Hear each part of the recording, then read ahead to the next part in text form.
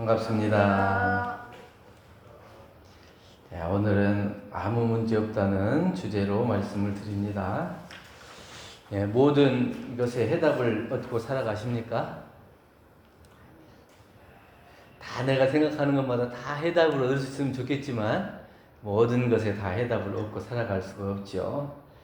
그런데 살아가면서 다 해답을 얻고 살아야 될까요? 다 해답을 얻고 살아가면 다 행복할 것 같아요? 또 그것도 아닐 것 같죠. 해답을 얻지 못하면 무슨 일을 하든지 어떻게 하든지 해가지고 그것을 꼭 해결하기 위해서 수고를 하며 살아가는 사람들이 많이 있습니다. 그런데 해답을 찾지 못해도 부족해도 아무런 문제가 없다는 것을 우리가 생각해 볼 필요가 있을 것 같아서 오늘은 아무 문제가 없다는 주제로 말씀을 드립니다. 물론 내가 문제라고 생각했던 것을 이건 이제 문제가 아니다 이렇게 생각하고 있다 하더라도 그것이 다 없어지는 건 아니에요. 내가 그렇게 생각할 뿐이지 그것이 현실적으로 사라지는 건 아니야. 그러니까 결국 그것이 또 계속 지속적으로 나를 힘들게 하고 괴롭게 하고 그 마음속을 복잡하게 하죠. 그러나 이런 어려움마저 살아가면서 일어나는 모든 일 중에서 하나다. 그렇게 되어진 것이지 그것을 내가 없게 한다고 해서 없어지는 것이 아니죠. 그렇지만 내가 그것을 어떻게 보느냐에 따라서 그것은 많이 달라질 수가 있다는 얘기입니다. 문제로 보면 문제고 감사로 보면 감사할 일인데 우리가 축구공이 둥근데 거기에 대해서 무슨 이유가 있어요? 거기에 무슨 문제가 있어요? 축구공은 둥글어요. 둥글면 둥글게 굴러가는 거예요.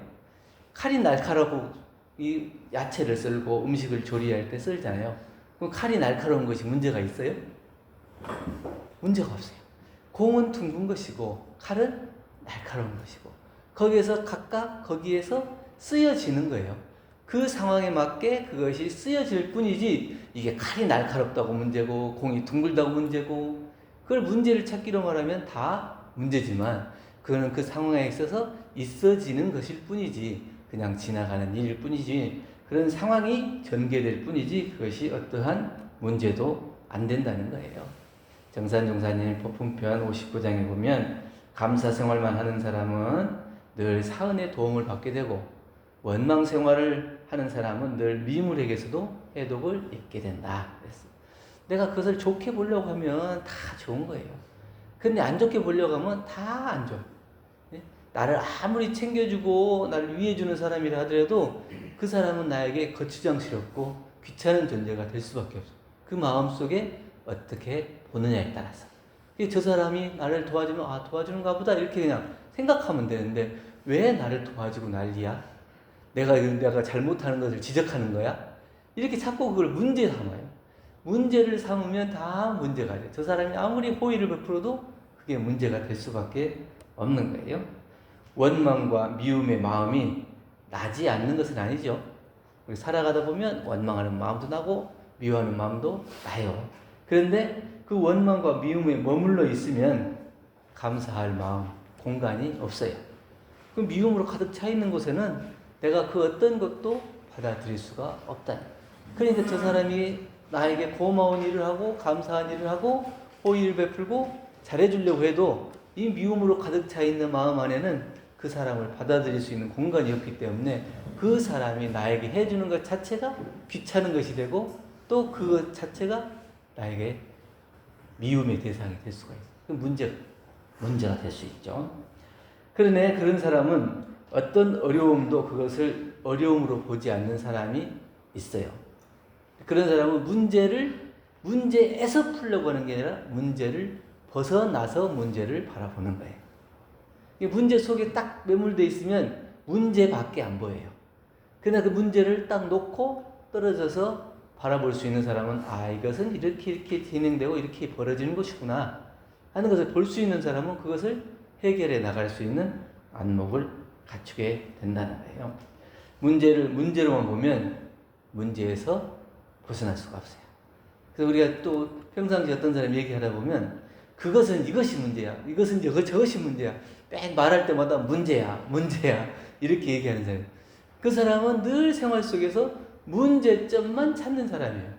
아무리 좋은 점, 잘하는 점이 있고 간다 해도 거기에서 문제를 발견하는. 그래, 그런 사람은 그 문제를 발견해가지고 그거를 개선시키고 발전시킬 수는 있을지 모르지만 그것에서 벗어나지 못하기 때문에 모든 것을 다 문제시해요. 아무리 좋은 사람도 문제예요.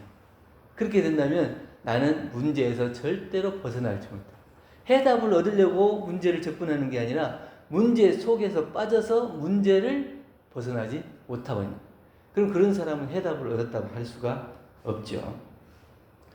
그래서 우리 이제 초기 교단에 선진님들도 처음에는 교단이 어려웠기 때문에 군 당국의 도움을 받아가지고 양계를 한 적이 있었습니다.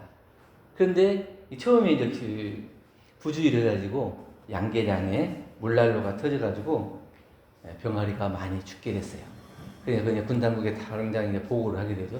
그냥 지원을 받아갖고 그 사업을 하게 됐는데 거기서 손해를 나게 되면 그래서 보고를 해야 되죠. 근데 그 당국자가 와가지고 얘기를 합니다. 당신들이 지금 처음에 이 일을 시작하는 데 있어서 어려움도 많이 있을 거예요. 그런데 처음에 잘 모를 때, 소규모로 할 때 이렇게 일이 벌어진 것은 오히려 다행한 일입니다.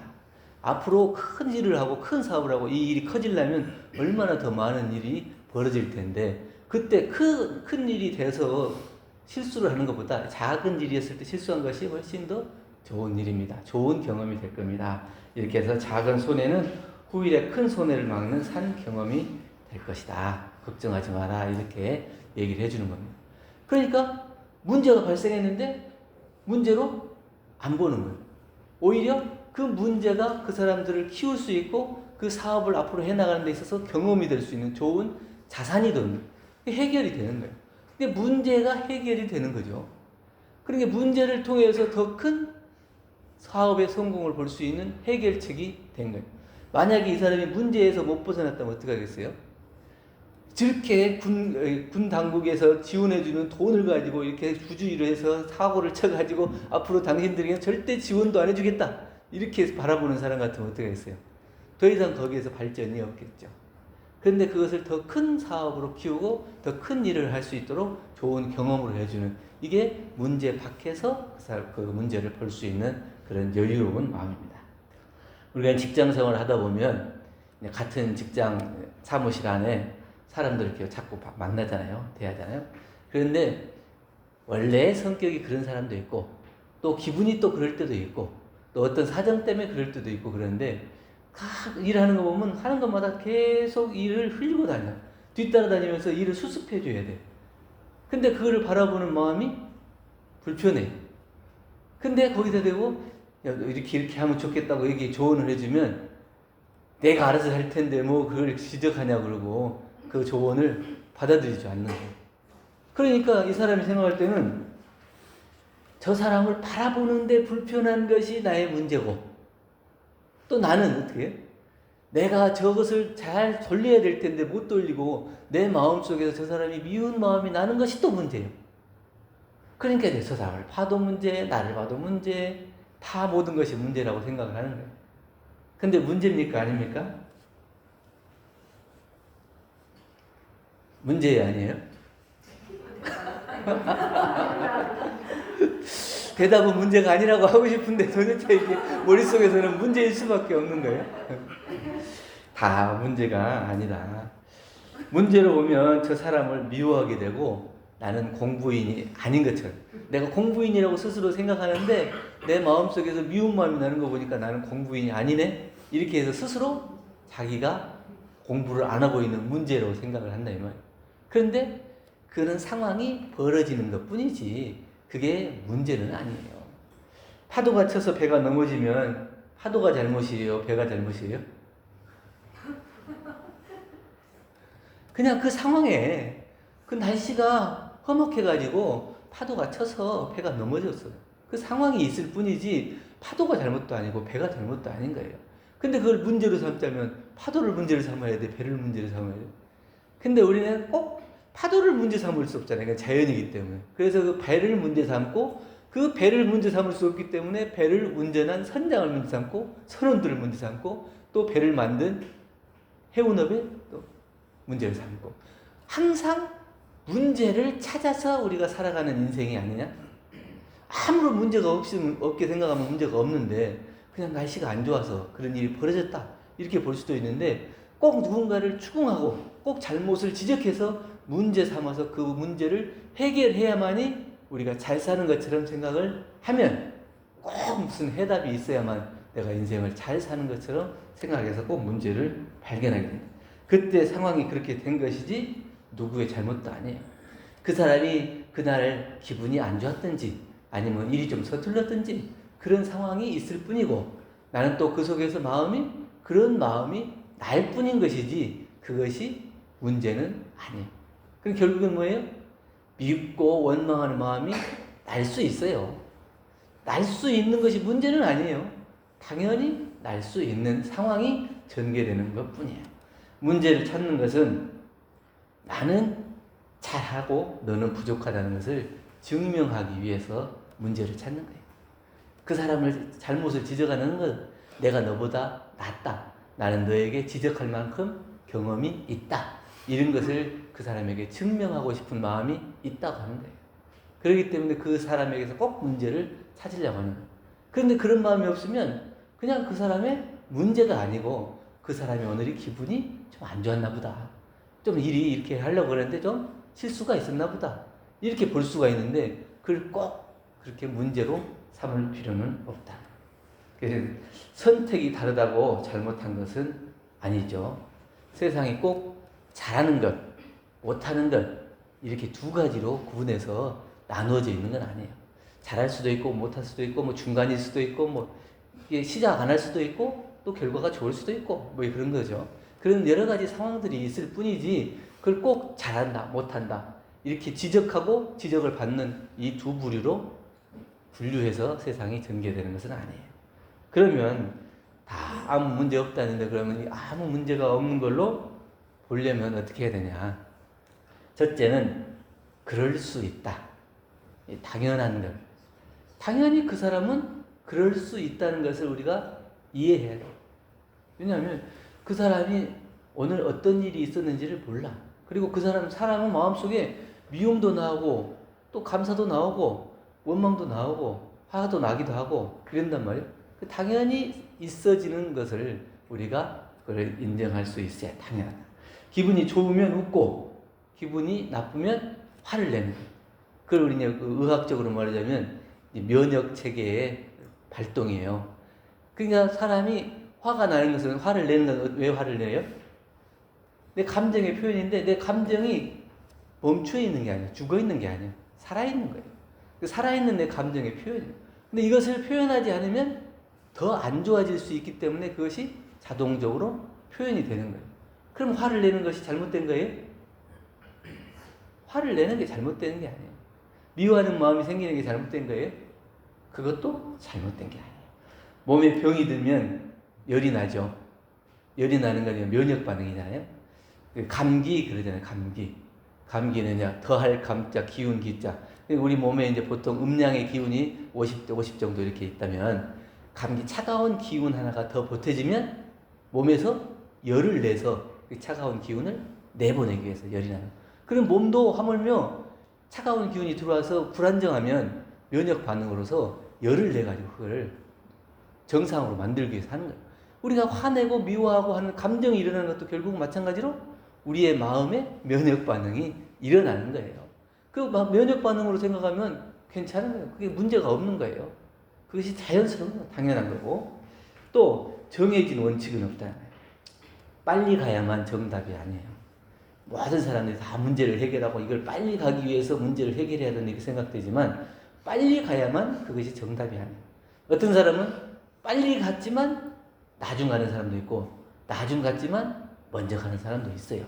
그 상황에 따라서 달라질 수 있는 거지 꼭 먼저 가야만 그것이 문제를 빨리 해결했다. 정답을 맞췄다. 이렇게 얘기할 수도 없는 거예요. 그렇기 때문에 정해진 원칙은 없다는 것을 우리가 알아야 한다. 또 세 번째는 모든 생명은 마지막 순간까지 힘을 다한다. 죽는 순간까지 최선을 다한대. 그게 몸이 아픈 것도 우리 정신과 의사한테 물어봤죠. 이 몸이 아픈 것도 살기 위한 자기의 반응이라는 거예요. 마지막까지 아니 젊어서 아프고 이제 나이 들어서 돌아가실 때가 돼서 아픈 것은 이제 내가 갈 때가 됐구나 이렇게 마음을 딱 생각하면 그 아픈 것이 없어져야 되는데 그러지 않고 끝까지 아픈 건 뭐냐면 끝까지 살고자 하는 의지는 분명히 반응하는 거예요. 그게 우리가 생명이라고 하는 것, 그것이 가장 우리에게 소중한 것이고 그 생명이라고 하는 것은 마지막까지도 삶에 대한, 생에 대한 의지가 분명한 거예요. 그렇기 때문에 마지막 순간까지도 아프다고 하는 거예요. 근데 그 아픈 것이 문제가 있어요? 문제가 없어요. 당연히 나타난 반응이다. 두 번째는 나라면 어떨까 하는 그런 타인의 입장에서 역지사지로 생각을 해보면 좋을 것 같다. 이해한다고 손해보지 않잖아요. 내가 저 사람을 그럴 수도 있다. 그리고 이해하고 무슨 일이 있는가 보다. 이해해주면 그것이 나한테 손해가 돼요? 이해해주는 데는 손해가 없어요. 어떤 이제 직장에 직원이 근무를 했는데 나중에 시간이 지나서 이제 퇴직할 때쯤 됐는데 가만히 보니까 그 4대 보험을 안 들어놨더래. 근데 그러면 4대 보험을 퇴직을 할 때 못 받게 되는 거야. 그러니까 얼마나 그 마음에 안 좋은 생각이 나겠어요. 그런데 이 사람이 사장이 그렇게 나를 일부러 그렇게 안 넣어준 것도 아니고 했는데 그 세무사에서 일이 잘못돼가지고 그렇게 됐다고 하는 것을 알기 때문에 내가 그것을 이해를 해줬어요. 그러니까 사장이 오히려 나한테 민망하고 또 미안한 마음을 가지고 있다. 근데 나도 시간이 지나서 하루 이틀 지나니까 그것은 잘못 전달된 내용이고 4대 보험이 제대로 들어져 있더라. 근데 내가 그 사람을 만약에 이해를 해주지 못하고 왜 그렇게 했냐고 그러고 나만 생각하고 그 사장을 쏘아붙였으면 그 일이 해결된 이후에도 오히려 나는 무안하고 내가 더 미안한 생각이 나고 받을 건 정당하게 받았는데도 불구하고 사장 얼굴을 똑바로 못 보죠. 그런데 내가 그것을 이해해줬기 때문에 오히려 더 좋은 관계가 지속될 수가 있다. 이해해주는 것이 당장의 눈앞의 것만 보면 내가 이해 못할 일 같지만 또 넓게 보고 크게 본다면 이해해줘도 자기에게 손해나는 것은 없다. 그리고 실수는 문제가 아니다. 성공한 사람들 대부분 얘기를 들어보면 실수하지 않고 실패하지 않고 성공에 이른 사람은 없어요. 그 다 실패가 자기의 경험이 돼서 성공의 밑바탕이 된 것이지 실수하지 않고 성공했다는 사람은 거의 없더라고요. 그러면 실수는 문제가 아니에요? 문제가 아니에요. 내가 성공하기 위한 과정이고 경험이고 도움이 되는 것이지 문제가 아니에요. 그래서 실패는 과정일 뿐이 끝이 아니다. 또 나도 잘못을 한다. 다른 사람을 볼 때 너는 왜 이렇게 못하냐? 라고 그 사람을 지적할 것이 아니고 그 사람의 잘못을 보고 나도 잘못할 때가 있지. 나도 잘못하면 어떨까? 내가 만약에 저 잘못을 했다면 다른 사람이 어떻게 얘기할 건가? 이렇게 해서 그 사람을 생각한다면 입장을 바꿔놓고 생각한다면 그게 문제가 안 된다. 세 번째는 원래부터 아무 문제가 없는 거야. 마음에 걸리지 않으면 그것이 받지 않아요. 내가 그것을 마음에 걸고 밉게 생각하고 또 짜증나게 생각하고 하기 때문에 그것이 미움으로 짜증으로 오는 거지 내 마음에 그게 걸리지 않으면 아무 문제가 없는 거예요. 내가 아주 예쁜 사람 정말 사랑하는 사람 보면 그 사람이 어떤 거를 하더라도 그것이 저는 이제 나이 먹어서 그런 거 어쩐 건 몰라도 이제 코를 좀 본다고 해요. 그리고 이제 우리 정토도 코를 좀 골아요. 근데 같이 자잖아요. 근데 다른 사람들이 우리 가족들이 밖에서 안방을 벗어나서 다른 방에서 들어도 그 코 고는 소리가 나서 시끄럽다고 그래요. 그런데 바로 옆에 있는 사람은 소리가 안 들려요. 왜 안 들려요? 그걸 문제 삼지 않으니까 소리가 안 들리는 거예요. 왜 소리가 안 들리겠어요? 그러나 마음에 걸지 않으면 그것은 문제가 안 되는 거예요. 다른 사람도 마찬가지예요. 그 사람이 혹 잘못하고 내 마음에 불편하다 하더라도 그것을 내가 불편하게 생각하지 않으면 불편하지 않은 거예요. 그게 내 마음의 문제거든요. 본래부터 문제가 없었던 거예요. 지나면 흔적이 없다고 그러는데 혼자 끌어안고 있지 말아야 돼. 저는 이제 막 공부할 때 그래요. 막 시끄럽고 복잡한 일이 있을 때 그걸 한번 이렇게 비춰보는 거예요. 경기장에 가면은 축구장 가면 막 축구 응원한다고 막 그 막 수만 명이 이렇게 모여가지고 막 시끄럽게 응원을 해요. 그러다가 축구가 딱 끝났어요. 그러면 1시간도 안 돼가지고 그 축구장은 아무도 없어요. 아무도 없는데 거기에 뭐가 있어요? 그러니까 제가 내 마음속에 요란함이 생길 때 그냥 1시간 뒤에도 이 요란함이 그대로 있을까? 하루 뒤에도 이 짜증난 것이 그대로 있을까? 생각해보면 없어요. 다 사라지고 없어. 그거는 그냥 스쳐 지나가는 거예요. 지나가고 난 다음에 흔적도 안 남아요. 그런데 그 순간을 못 참아가지고 막 문제시 삼고 괴로워하고 힘들어요. 본래 없고 본래 텅 빈 자기 본래 마음을 비추어볼 수 있으면 아무 문제가 없다. 원래 자리에 비추어보면 아무 문제가 없는 거예요. 경계를 당하기 전의 마음, 그 마음이 일어나기 전으로 한번 생각해보면 아무 문제 없어요. 그렇게 그 짜증나게 하는 그 직원을 보기 전에는 그 마음이 없었잖아요. 근데 보는 순간에 그게 일어났잖아요. 근데 그 보기 전에 마음이 내 마음인 것이고, 그 보면서 일어나는 마음이, 경계가 일어나는 그 마음이 진짜 내 마음이 아니라는 것을 알면 자기 본래 마음을 빨리 찾을 수가 있고, 그 본래 마음으로 돌아가면 아무 문제가 없다는 거예요. 그런데 우리는 그 문제 중에서 문제를 해결하기 위해서 문제를 찾고 그 속에서 답을 찾으려고 하기 때문에 힘들고 괴롭고 원망과 미움과 짜증이 생기는 거예요. 그래서 우리가 오늘은 아무 문제 없다는 거에서 첫째는 어떻게 본다? 그럴 수 있다. 둘째는 다른 사람 입장에서 생각을 해보자. 셋째는 아무 문제 없다. 아무 문제 없다. 본래 아무 문제 없다. 이게 이제 불교에서 주문처럼 외우잖아요.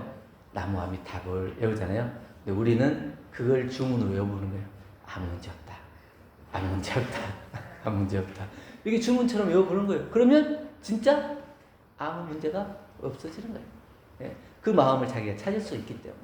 그래서 우리가 힘들고 어려운 직장 생활이고 그런 것들이 또 상황이 많이 전개될 수 있지만 진짜 내가 문제를 해결하기 위해서 사는지, 본래 문제가 없는데 문제를 만들고 사는지, 본래 아무 문제가 없는지 그것을 한번 잘 생각해보고 살다 보면 정말 아무 문제가 없는 그런 자기의 삶이 돼서 행복한 삶이 되지 않을까, 이런 생각으로 오늘 아무 문제 없다라는 제목으로 말씀을 드렸습니다. 감사합니다. 감사합니다.